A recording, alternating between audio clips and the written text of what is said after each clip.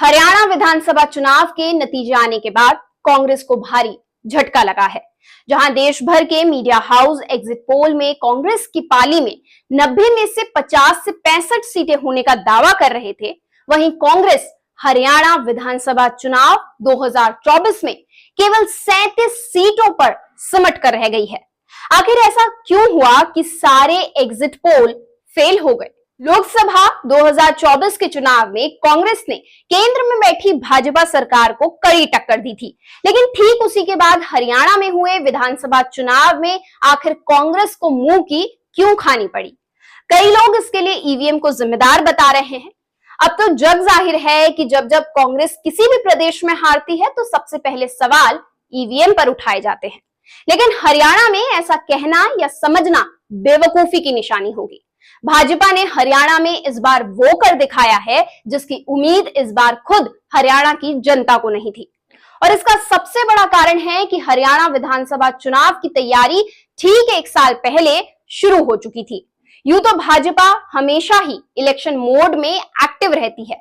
इस बार भाजपा आलाकमान ने हरियाणा में 5 ऐसे बड़े फैसले किए जिसके चलते कांग्रेस के मुंह पर आती सीटों को भाजपा के उम्मीदवारों ने बड़े आराम से निगल लिया।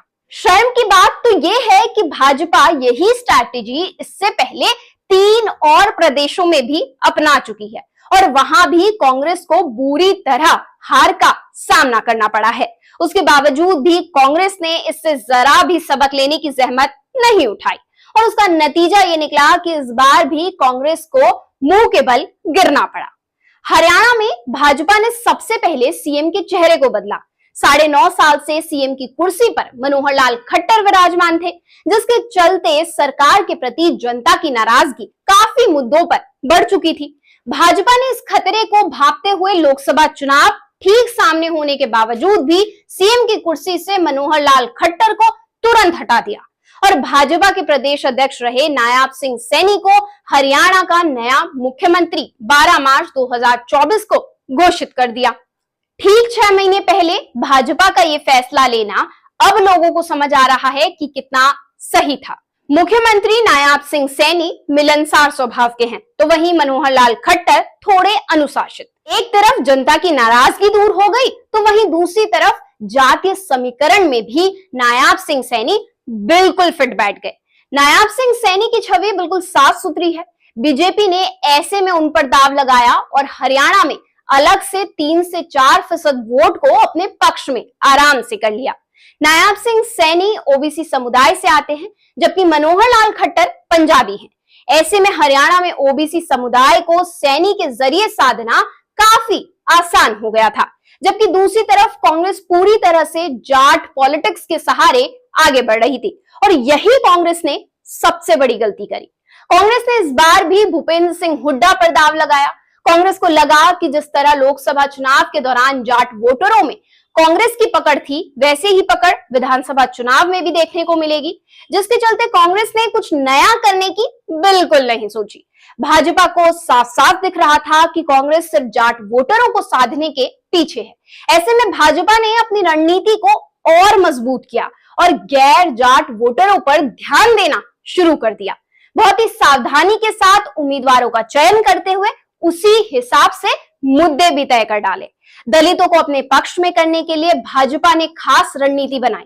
भारतीय राजनीति का अगर इतिहास भी उठाकर देखें तो पता चलता है कि कोई भी राज्य हो, वहां दलित वोटर हमेशा साइलेंट होते हैं, और आखिर में जीत उसी की होती है जिस तरफ ये वोटर अपनी अहम भूमिका निभा देते हैं। दलित वोटर आपको बहुत आराम से कुर्सी पर बैठा भी सकते हैं और आपको इसी कुर्सी से औंधे मुंह गिरा भी सकते हैं। कांग्रेस के पास नायाब सिंह सैनी को टक्कर देने के लिए कुमारी शैलजा थी, लेकिन उसके बावजूद भी कांग्रेस ने भूपेंद्र हुड्डा पर दाव लगाना सही समझा। भाजपा ने इसका फायदा लेते हुए दलित वोटरों के बीच में खुद को मजबूत करने के लिए कुमारी शैलजा का जिक्र हर राजनीतिक मंच से करना शुरू कर दिया था, ताकि दलित वोटरों के बीच में ये संदेश जा सके कि कांग्रेस सिर्फ जाट नेताओं को ही अहम समझती है। इसके चलते दलित वोटरों में भी ये मैसेज गया कि हुड्डा की ही राजनीति की वजह से कांग्रेस में कुमारी शैलजा को वो सम्मान और वो जगह नहीं मिल पा रही है जिसकी हकदार वो हैं। भले ही कांग्रेस ने ये दिखाने की पूरी कोशिश की हो कि पार्टी के अंदर सब कुछ ठीक चल रहा है, लेकिन ये बात किसी से छुपी नहीं थी कि जब जब कुमारी शैलजा सामने आई तो उनके मन में छुपी नाराजगी भी साफ दिखाई दे रही थी। और ऐसा नहीं था कि इस तरह की अंदरूनी कलह सिर्फ कांग्रेस में थी, ऐसा बीजेपी में भी हुआ। चुनाव से पहले खूब घमासान मचा। टिकट ना मिलने पर नाराज हुए कई नेताओं ने पार्टी छोड़ी और निर्दलीय चुनाव लड़ने का फैसला किया। जिन नेताओं ने भाजपा का साथ छोड़ा, भाजपा ने भी उनसे मुंह मोड़ लिया और मैदान में ऐसे उम्मीदवारों को उतारा जो चुनाव जीतने की ताकत रखते थे। और इस कड़ी में हुआ ये कि हरियाणा के प्रदेश अध्यक्ष से लेकर मंत्री तक के टिकटों को काट दिया गया। और यही थी रणनीति का सबसे बड़ा अध्याय, जिससे लोगों के बीच में एक गहरा और मजबूत संदेश गया।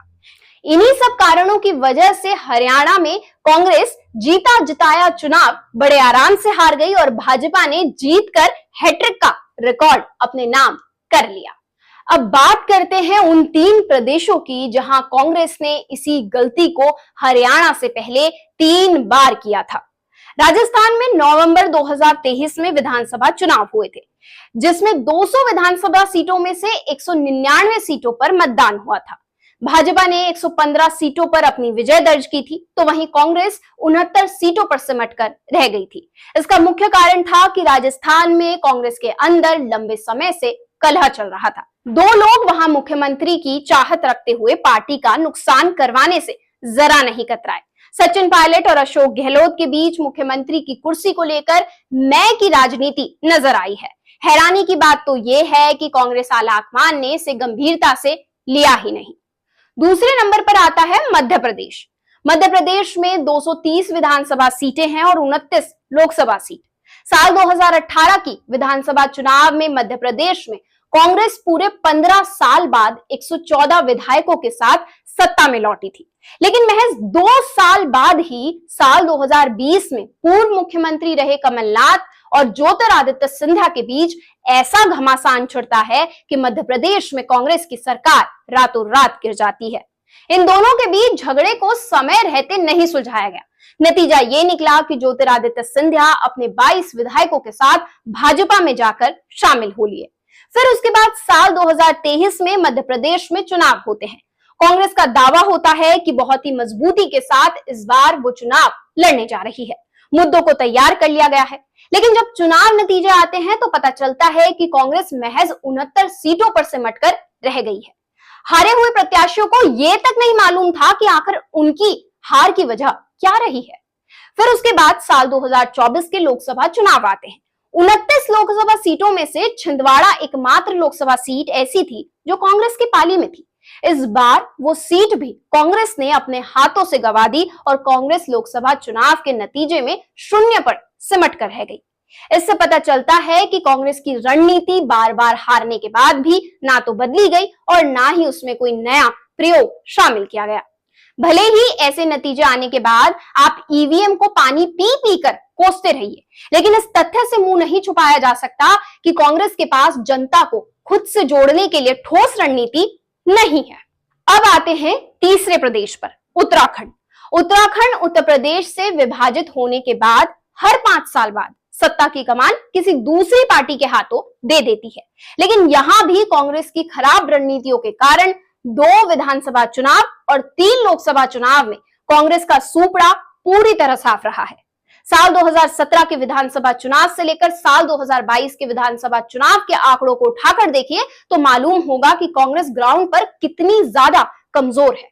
और फिर अगर ऐसे में पार्टी के शीर्ष नेता सिर्फ सीएम बनने की चाहत से चुनाव लड़ने के लिए मैदान में आए तो परेशानी और बढ़ जाती है। सामने खड़ी पार्टी के लिए ये सोने पर सुहागा हो जाता है। अब तो ऐसा लगता है कि कांग्रेस ने नए चेहरों पर दाव लगाना सीखा ही नहीं, या फिर वो लगाना चाहते ही नहीं।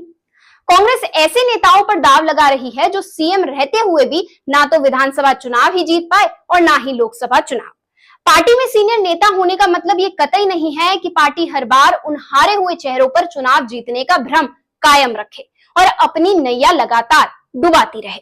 साल 2012 में हुए विधानसभा चुनाव में प्रदेश में 70 विधानसभा सीटों में से 32 सीटें कांग्रेस के हिस्से में आती है और भाजपा कांग्रेस को कड़ी टक्कर देते हुए 31 सीटों पर एक मजबूत विपक्ष की भूमिका निभाती है। उसके बाद साल 2014 के लोकसभा चुनाव होते हैं और उसमें भाजपा उत्तराखंड की 5 सीटों को अपने नाम दर्ज कराती है। इसी पल कांग्रेस को समझ जाना चाहिए था कि प्रदेश की जनता किसी भी वक्त बदलाव के मूड में हो सकती है। फिर आया साल 2017 का विधानसभा चुनाव, जिसमें 70 विधानसभा सीटों में से 56 सीटें भाजपा के पाले में जाती हैं और महज 11 सीटों पर कांग्रेस सिकुड़ कर रह जाती है। यहां पर कांग्रेस एक मजबूत विपक्ष की भूमिका भी नहीं निभा पाती, लेकिन उसके बावजूद भी कांग्रेस ने ना तो अपनी रणनीति पर काम किया और ना ही ग्राउंड पर ये देखने की कोशिश की कि उन्होंने कहां-कहां गलतियां की है, जिसकी वजह से विधानसभा चुनाव हो या फिर लोकसभा चुनाव, उनका ग्राफ गिरता ही जा रहा है। फिर आया साल 2019 के लोकसभा चुनाव, उसमें भी फिर एक बार 5 की 5 लोकसभा सीटें बीजेपी जीत जाती है। कांग्रेस दूसरी बार लोकसभा चुनाव में शून्य पर सिमटकर संतुष्ट हो जाती है। इसे संतुष्टि ही कहेंगे कि लगातार हारने के बाद भी बिना हाथ पैर मारे प्रदेश की जनता से उम्मीद करना कि वो उन्हें चुनाव जिता दे। उसके बाद साल 2022 के विधानसभा चुनाव आते हैं, जिसमें भाजपा की सीटें कुछ कम होती है और 47 सीटों पर भाजपा फिर भी बहुमत हासिल कर हर मिथक को तोड़ते हुए विधानसभा में सत्ता की कमान एक बार फिर संभाल लेती है। कांग्रेस, जिसे हार की आदत हो चुकी है, वो 19 सीटों के साथ विधानसभा पहुंचती है। शर्म की बात तो ये थी कि इस विधानसभा चुनाव में कांग्रेस के नेताओं को इस बात की खुशी थी कि वो 11 से बढ़कर 29 तक पहुंच गए हैं, लेकिन इस बात का दुख नहीं था कि जिस तरह उनका ग्राफ हर चुनाव में गिर रहा है, उसे कैसे ऊपर ले जाया जाए।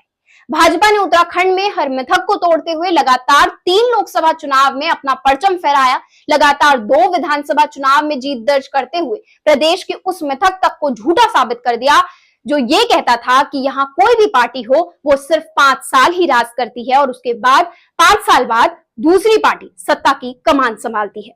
अगर कांग्रेस ने अब इन गलतियों को फिर दोहराया और अपने शीर्ष नेताओं के नाराज होने से या उनके पार्टी छोड़ देने की धमकी से डर गए, तो उन्हें यह भूल जाना चाहिए कि वो किसी भी प्रदेश में अच्छा परफॉर्म कर पाएंगे। राहुल गांधी की भारत जोड़ो यात्रा के बाद वाकई उनके अंदर देश की जनता ने भारत के लिए एक विजन को देखा है, लेकिन किसी भी राजनीतिक दल को कामयाब होने के लिए उसके हर एक पहलू को मजबूत होना जरूरी है। आप क्या सोचते हैं इस विश्लेषण रिपोर्ट में? नीचे दिए गए कमेंट सेक्शन में कमेंट कर बता सकते हैं। वीडियो जर्नलिस्ट महक कौल के साथ मैं मीनाक्षी।